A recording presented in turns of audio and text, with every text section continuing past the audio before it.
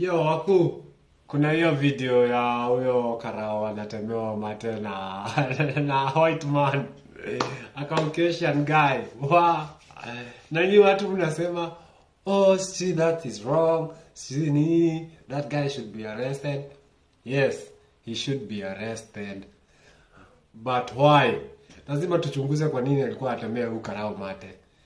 Hatuwezi enda hapo kujudge. Mimi siwezi enda hapo kama nimejudge haraka haraka. Juu mimi najua makarao wa Kenya hata wanaweza kuibia.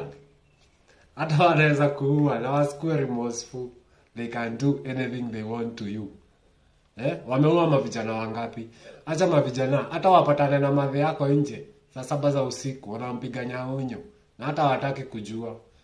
But you guys have already become saints defending them, saying ati this guy is nini. Kumbe huyo karao saa hiyo anajifanya.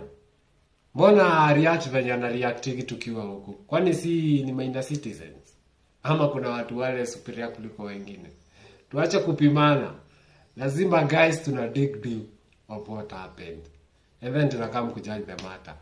But the fact is makarao wa Kenya wanakuwa wajinga.